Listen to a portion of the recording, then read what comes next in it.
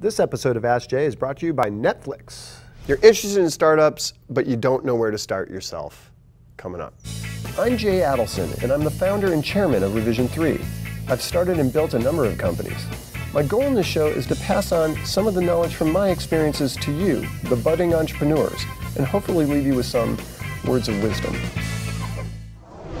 Today's question comes from Jay L, who asks, I love tech, but I'm not a programmer, and I don't have a real desire to learn how to either. I love the graphical user interface side of things and product development, but have no experience in this area. How can I make the transition into the field? Well, JL, not to be too difficult with you, and I absolutely appreciate the question, but if you have no experience in a particular area, how do you actually know you like it? And this is why I wanted to answer this question today, because I think what you've kind of answered your own question. You know you're not going to be a techie, you don't want to be coding, and that is totally fine. The industry needs everyone, all different diverse areas of talent, from artists, graphic designers, product people, project managers, financial folks, and yes, coders as well. But you already know that. That's good. So you know what you don't like. You have an interest, you're curious about GUI, graphic user interface, in that universe, visual and design, and also product management. Those are two different areas of interest. They often converge in certain things, but they are different. And you don't have experience in those two areas, but you're curious about it. All new efforts start with curiosity. However, since you haven't done these things before, you have to approach this as, how do I get apprenticeship time? And by apprenticeship time, I mean, how are you going to find someone who's going to give you the mentorship you need for two things? One, to tell you, do you like this thing, like GUI or UX, UI?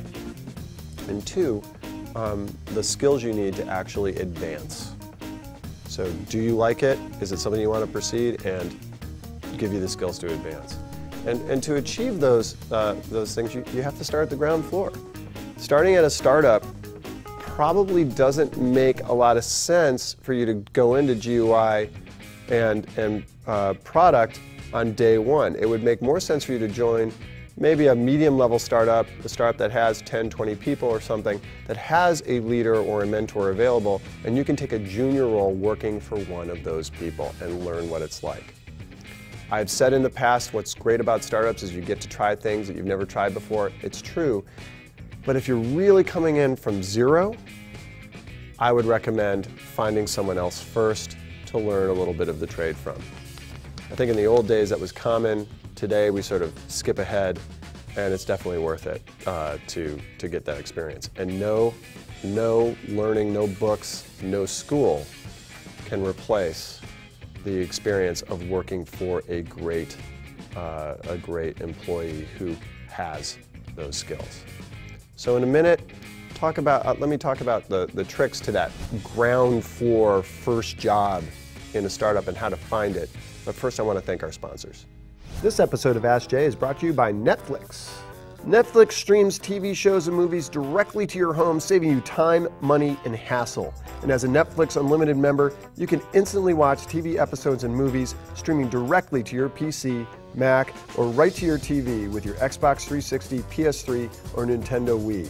Watch as many movies as you want, anytime you want, and cancel anytime. I've been watching Breaking Bad with Netflix, and it's a great experience.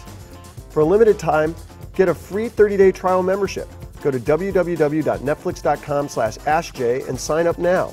Be sure to use this URL so that they know we sent you.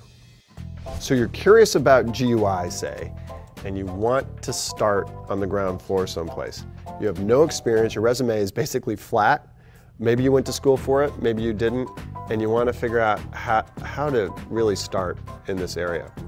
Well, the first thing I would do is, if you can't afford it, is look for internships in companies that have some exposure to GUI. And by internship, I mean, if you can, find some place that's willing to pay you effectively a very low amount, sometimes as low as minimum wage, but they have to pay you in California, where the expectation on you to be experienced is effectively zero. You're there to watch and to learn. and sometimes to do the more menial work, but it gives you that exposure and helps you in your first job. Because look, if it's a high unemployment state of affairs in the economy, and I have a choice between hundreds and hundreds of applicants for an entry-level role, chances are I'm going to hire someone who's done that role before because I have that opportunity to do so. And the opposite, in a boom years, you can often get jobs because there's just so much competition for that experience that there's an opportunity to come in with less experience. So internships are a great way to go. If you're in school, schools that have co-op programs are fantastic for getting in on that ground floor. And then finally, sometimes you have to cheat a little. By cheating, I mean you might find that there's an internship or an entry-level position on something else that maybe you have the skills for, or maybe for whatever reason you can fight your way in, and then there's another role, say GUI or product, that you could watch on the sidelines. You get in the door, get your foot in the door, get into the company, and then hopefully make a transition over and go approach those people, those professionals, and tell them you want to learn a little bit about what they're doing. And I guarantee they will be cooperative because people love to hear that you want to learn from them. Thank you for joining us today. Please send your questions to AskJay@revision3.com. Also, follow me on Twitter @Jay Adelson. Want to see the conversation going on the Twitter. Love to see that. Also, criticism, feedback, or your own answers to the questions. And then finally, video responses. Love that on the Ask Jay Adelson channel on YouTube. Don't forget to favorite us on the Facebook page as well, which is facebook.com/AskJayAdelson. Anyway, until next time, thanks for joining us.